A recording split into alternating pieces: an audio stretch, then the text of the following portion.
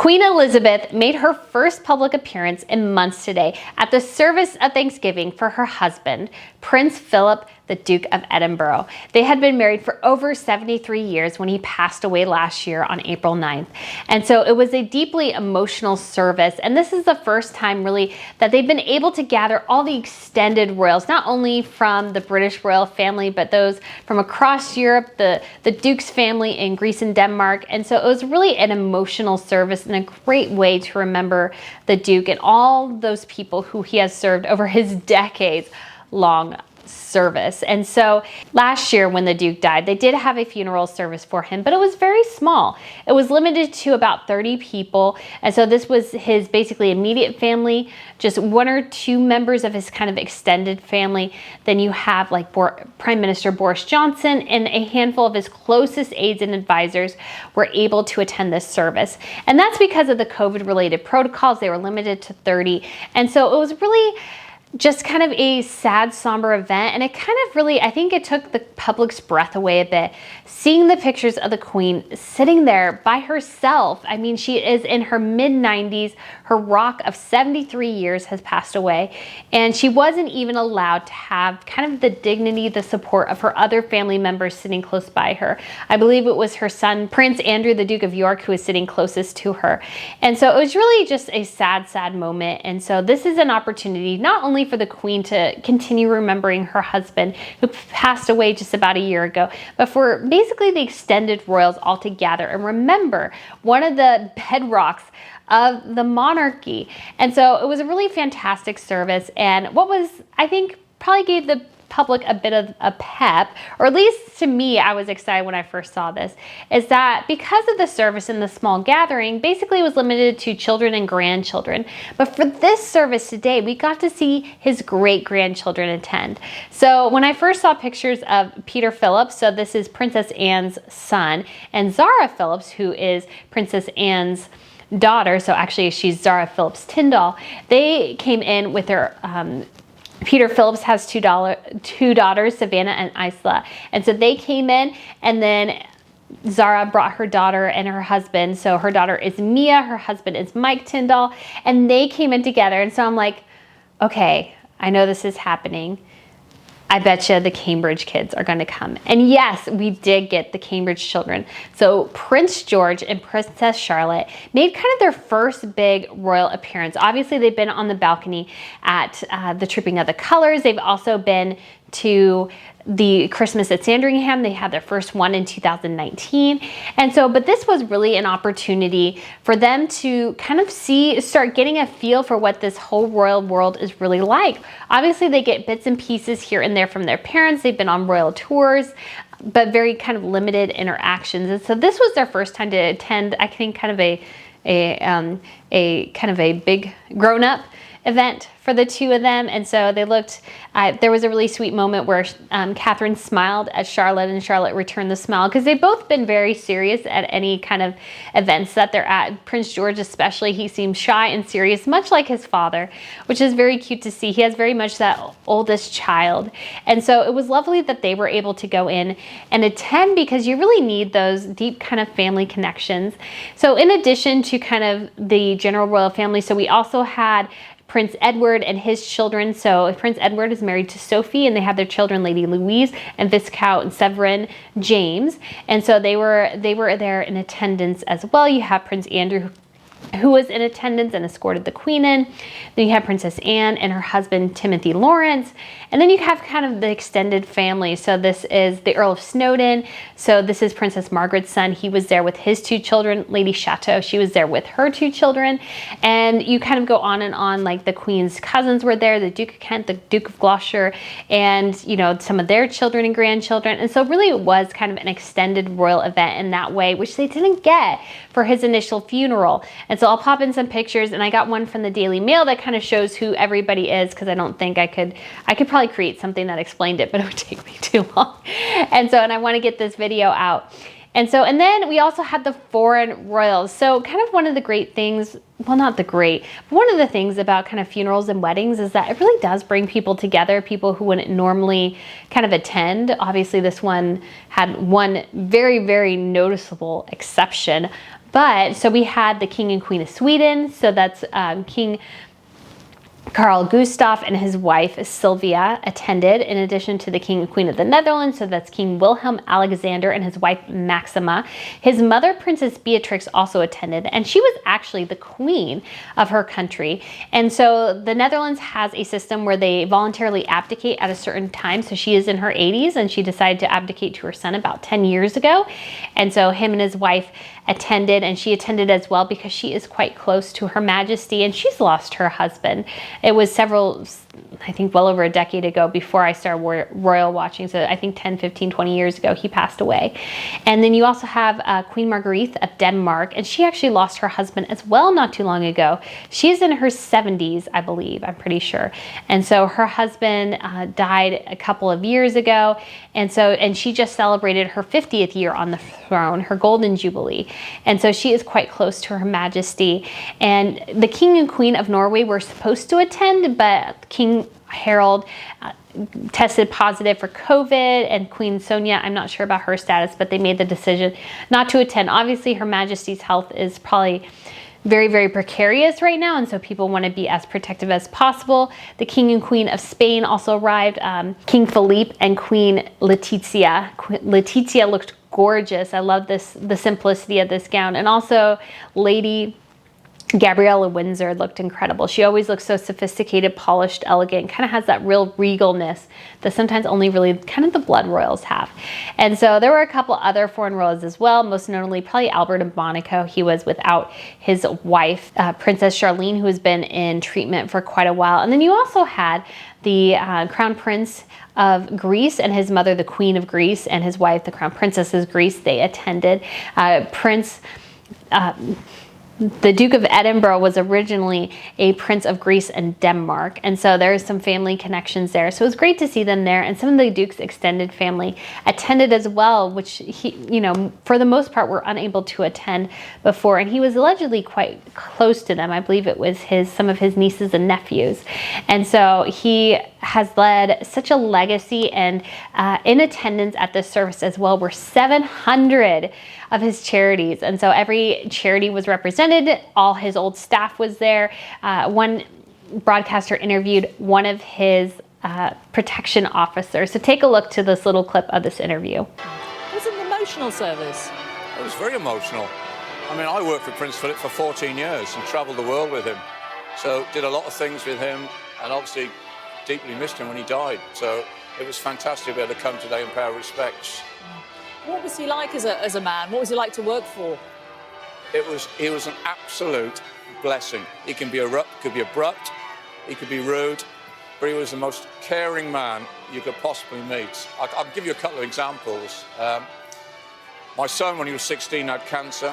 Prince Philip not only made sure I had enough time off work, he ran the hospital, checking on my son regularly. He ran my wife up, wrote the most beautiful letter to her. And the same with my daughter once. She was working in a hotel in Scotland, couldn't get back for Christmas. And unknown to me, Prince Philip was up at Balmoral giving Christmas presents out to the staff. And he arranged for the staff to go and collect my daughter, and he flew her back to London so she could spend Christmas with me. That was Prince Philip. What do you think he'd have thought of the service today? I'm sure, listening to the hymns, which I knew he loved, Prince Philip had a big footprint in that service today. You could see it right the way through.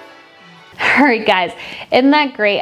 You just love to hear those tidbits. Royals are very much human, and they're kind of different in celebrities. I'm planning on doing kind of a whole video explaining this, but there really is just a kind of a loveliness to the Duke. He could be abrupt, he could be very sharp, and the priest talked about that a bit. And so take a look at this clip, because I think there was a really sweet moment too where you could see Beatrice kind of smiling, because that, he's talking about her grandpa. So take a look at this. He devoted his astonishing intellectual and physical energy, his enormous capacity for sheer hard work, to a host of down-to-earth enterprises. Moreover, nobody would ever doubt his loyalty and deep devotion to our Queen and to their family. Yet there were times when he could be abrupt maybe in robust conversation, forgetting just how intimidating he could be. He could be somewhat sharp in pricking what he thought to be bubbles of pomposity or sycophancy. Like the rest of us, he was part of flawed humanity. All right, guys, isn't that rather awesome? It is great to hear. Like, the Duke was kind of a beast. He was kind of Prince Harry before Prince Harry kind of went insane. And so he was just kind of a lot of fun, very abrupt, very, non-pushed by things. I think there's like a little gif of him going, just take the picture, take the expletive picture is what he said. And so he's just kind of, he's a kind of a gruff guy's guy. He really seemed to be like that. And so it was just kind of, great to hear those little anecdotes. And I'm sure that meant so much for the Queen. She was very, very emotional. And a lot of these hymns apparently were very much chosen by him and are some of his favorites. So take a listen a bit to the singing here.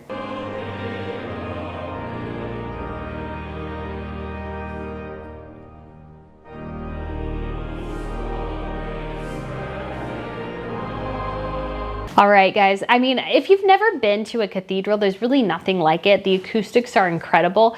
It's really just kind of a once-in-a-lifetime thing. I was actually at the Notre Dame and they were playing the organ, and there's just the sound, it's just really, really something very, very unique. And so hearing them sing, you just don't get that effect in churches here in the United States at all. But I think one of the biggest concerns for this whole event was the Queen's health. Was she going to attend? There was a lot of talk and chatter on Twitter with the royal reporters wondering, is she going to be here? Is she going to make it? Because she has been really, really struggling with her mobility. And from what we kind of understand, they've been adjusting her calendar quite a lot.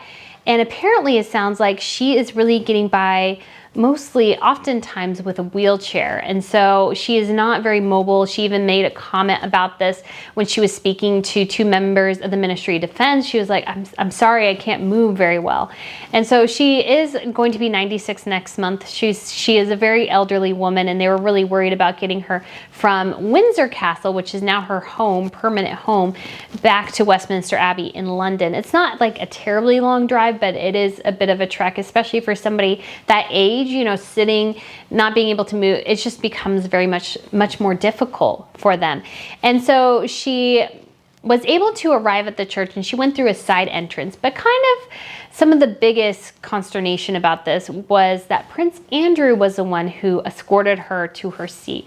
Obviously, Prince Andrew has been caught up in the Jeffrey Epstein scandal. He was sued for, this woman charged him with sexual assault. He denied it. He ended up settling basically at the behest of his brother and kind of the rest of the royal family, which was like, you need to get this, just finish it off, get it done. So he's really been kind of out of the public eye, and this is kind of his first big public event as well. But all reports indicate that Prince Andrew is Her Majesty's favorite son, and he visits her quite frequently in Windsor. And so I think they have a very deep bond. And obviously the Duke of Edinburgh was his father as well. So I have no issue with him attending, and I don't really have any issue with him escorting her as well. He is her only son who is not married. And so it made the most sense for him to do it. Obviously, Prince Edward has his wife Sophie, Prince Charles, his wife Camilla, and Princess Anne has her husband Tim. And so it really just made the most sense for Prince Andrew to escort his mother. And it led also to kind of a really poignant and emotional moment. And this was when Princess Beatrice, who is Prince Andrew's eldest daughter, when he saw her father escorting her grandmother in, she really kind of burst into tears. And it was a very human an emotional moment. And I think you just see the pictures, and you can picture it yourself, that moment where just something hits you like a tidal wave. And she kind of buried her face in her program, and she just seemed to really kind of struggle in that moment to go breathe, and she pulled out a tissue, and she was trying to kind of not, trying to contain some of her reactions. She knows she's on camera, but it's kind of this, that's what kind of is great about royals, is that they do and are, have these emotional moments, because it reminds everyone that this is really, at the end of the day, it is a family affair. Yes, dignitaries are there, foreign royals are there. You have representatives of all these 700 charities that the Duke was a part of. But at the end of the day, this was really about family. And so I think there's something deeply emotional and personal about that. And so it was just lovely to see all of them together. However, there was one member of the family who decided not to attend, and that is Prince Harry. He is suing the Home Office, his grandmother's government, because they decided to strip him of his security, his police protection, so that's Metropolitan Police, and they have special members who are trained to be royal protection officers. And because he decided to leave the royal family, leave all his duties and go to the United States, that was stripped from him. And he remains upset about that. And so he decided to sue the Home Office and has basically told everyone that he is not coming back because he believes it is too dangerous for him and his family without the security. In regards to this event, that security that he is so desperate to have would have been provided to him because it was kind of a high-profile target. And so there's no doubt that he would have been offered that option, and that he kind of decided still not to attend is probably maybe something that might haunt him for the rest of his life. And so this is a statement he gave as to why he would not be attending. So Prince Harry's statement was actually sent to Omid Scobie, who is a friend and royal reporter connected to Meghan Markle. And he said, a spokesperson for the Sussexes confirmed that Prince Harry will not be returning to the UK for the service of Thanksgiving for the life of Prince Philip on March 29th. He does, however, hope to visit the Queen as soon as possible. However, I think many people are looking at this really questioning Prince Harry's character. Obviously, family is incredibly important. He claims that it's over concerns about security for his own family, which would have been provided if he had attended this event, which was considered a high-profile target and would have been in the scope of what the security forces could offer. But security for royals, the same protection that royals get, is not for sale.